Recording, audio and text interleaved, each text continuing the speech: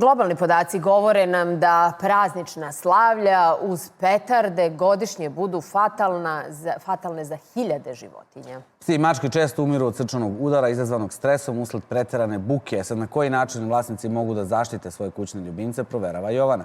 Sad, Jovana, udruženje Animal Rescue i ove godine provodi posebnu kampanju, pa nam kaži kako će izgledati ta kampanja, ali molim te i pitaj ih za sve ove kuce i mace koji ostaju kod kuća, kako da njih zaštitimo protiv petardi, kojih će svakako biti.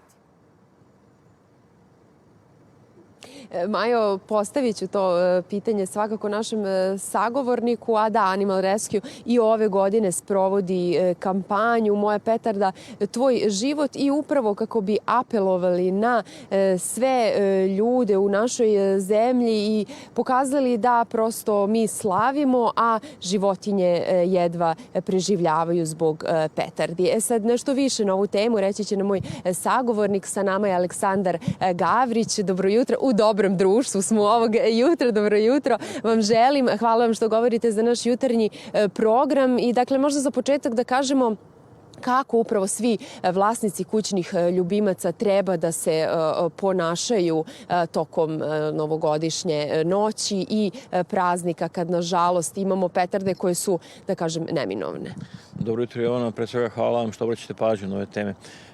Svakako treba da budemo oprezni u to vreme novogodišnjih praznika kad se bacaju petarde, kad je velika buka. Životinje reaguju na sve to impulsivno, ne krenu da beže, jednostavno ne znaju šta se dešava oko njih. Za njih je to pitanje života i smrti jednostavno.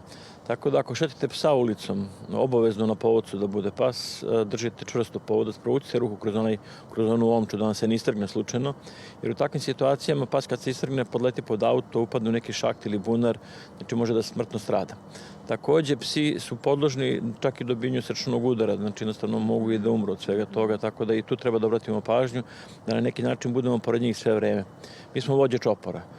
Kad ste vođa čopora, pas vas prati, jednostavno gleda kako vi reagujete. Ako se vi trzate, vi se plašite i pas se plaši. Ako ste vi smireni, ako stanete pored njega, čučnete, pomazite ga, na neki način hrabrite ga dok puca na sve strane, on će biti mirniji i vidjet će da ništa nije tako strašno. Međutim, ima pasa kojima ni to ne pomaže. U takvim situacijama najbolje je konsultovati sa veterinarom pa im dati neke sredstva za smirenje.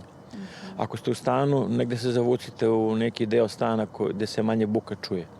Ili pustite televizor, pustite radio malo glasnije, da ta buka sa radija, s televizije na neki način prekrije tu buku koja dolazi iz polja. Ali svakako da ne zaboravimo i za druge kategorije, decu s autizmom, znači rekonvalescente, bebe, starije osobe kojima svima to smeta. Znači jednostavno naših par sekundi zabave nekoga može stajati ili život ili ozbiljnih zdravstvenih problema. Sad vi ste i to spomenuli, ali negde upravo životinje i u domu traže to bezbedno mesto kako bi se sakrili od tih neprijatnih zvukova. Tako je, pa imate situaciju na primjer s mačkama. Desi se, na primjer, zbog te buke, mačka se zavuče ispod kupatila, to je u kupatilu ispod kade, u onu rupu. Ako neko nije zatvorio rupu, zatvorite te rupe na vreme. Iz prostog razloga mačka se zavuče nekad ispod kade i neće danima da izađe napolje. I onda u takvim situacijama jednostavno imaju opet vlasnici problem. Mačke su istraumirane. Znači, zavuku se iza nekog ormana gde vlasnici ne mogu da priđu, iza nekog kreveta koji je jako težak. Znači, imate starije osobe koje ne mogu da pomere te krevete posle da izvuku životinju. Tako da, kažem, razmišljate samo o tome da prevenirate koliko god možete takve situacije, ali opet je bolje apelovati na građane, da građani budu savjesni, jednostavno da razmišljaju o svemu tome, jer, kažem, ja stalno pominjem i stalno ponavljam, ja sam neko ko je pre 30 godina bacao petarde, ne razmišljajući o posljedicama svega toga. Kad su mi objasnili, više nijednu petardu nisam bacio u životu. Poenta je samo o tome da pričamo. Mislimo da su ljudi dobri, samo ne razmišljaju o takvim stvarima.